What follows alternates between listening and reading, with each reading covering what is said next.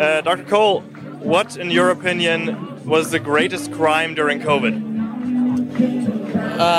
The truth died. We were lied to by governments. We were taken advantage of by intelligence agencies. We were taken advantage of by departments of defense.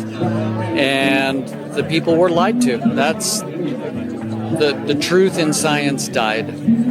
What do you see in the aftermath of the mRNA shots?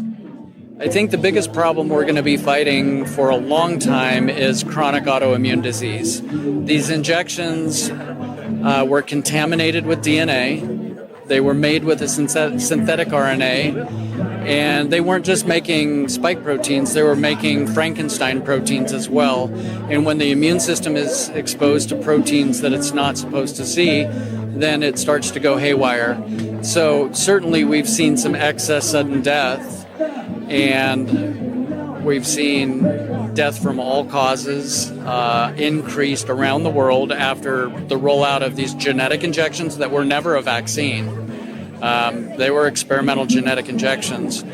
And so a lot of autoimmune disease for a long time, and decreased fertility rates we're already seeing in many countries around the world. And what I noted early on was we were seeing a lot of runaway turbo cancers. And I think we're going to continue to see that, sadly. These weren't what they were advertised to be. They were never a vaccine.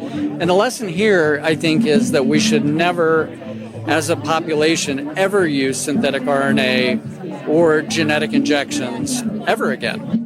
Right. Was that a big accident, or did the people know what they were doing who made those vaccines and peddled them on us?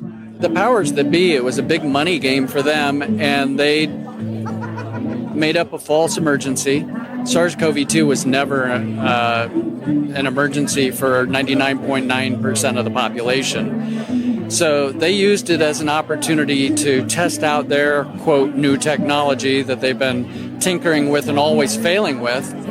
And they rolled it out onto humanity. Like I said from the stage here, they would make Mengele blush in terms of human experimentation. This was a horrendous breach of human rights around the world, destroyed lives, destroyed businesses, put more people into poverty.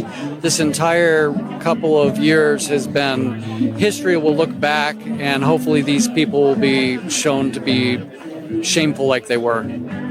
And what's your message to the people of the world and the ordinary citizen? What can we do to hold these people accountable, to hold our media accountable? Which way should we pursue? Well, number one, support independent media. Number two, silence is compliance. If you stay quiet wherever you are in the world, you're complying. Raise your voice against tyranny. And we need to band together. Think of this. If in a business of 100 people, 20 people stood up to the owner or 30 people stood up and said, no, I'm not getting that experimental shot, the business would have failed and the business owner would have backed down. When America left Britain 250 plus years ago, it took 3% of colonists to start a revolution.